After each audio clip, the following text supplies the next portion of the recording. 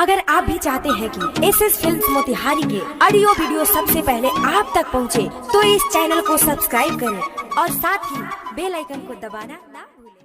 Presented by SS films Motihari. DJ Manish Raxaul.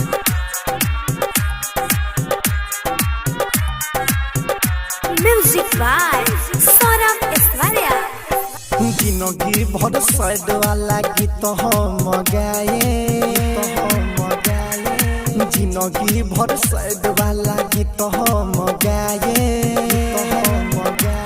तो गुल खा के जान तो हके भूल जाए,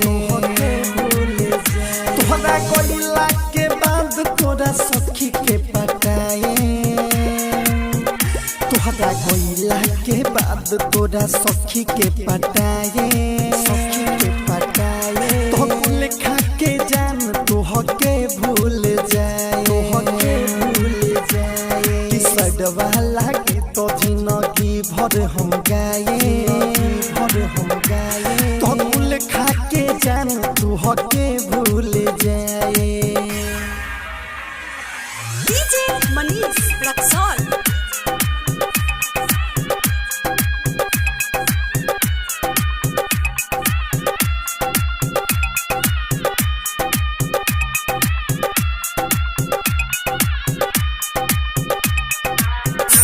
डिजिटल रिकॉर्डिंग स्टूडियो मोतिहारी।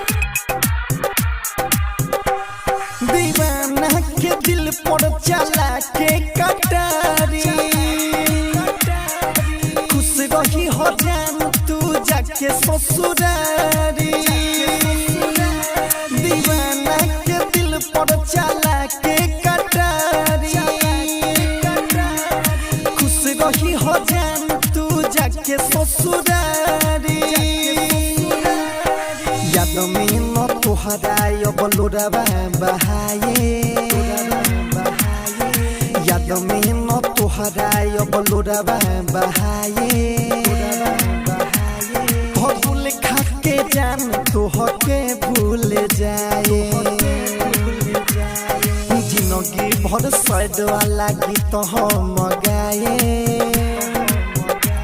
तो भूल खा के जान तो हके भूल जाए। DJ मनीष रक्सौल।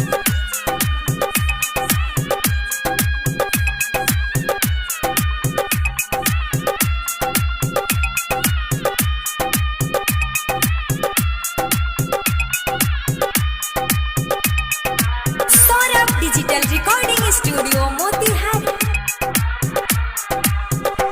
मिले आवत रहलू तू रोज भोरवा में, अब जाके तू सुती हो पिया के कोरवा में। मिले आवत रहलू तू रोज भोरवा में, अब जाके तू सुती हो पिया के कोरवा में। रतन से दिलावा के हाल हम बताए, निरमल जोग से दिल के हाल हम बताए, भूल खा के जान तो हके भूल जाए। कि जिंदगी भर साइड वाला गीत हम गाए, भूल खा के जान तो हके भूल जाए। Saurabh digital record.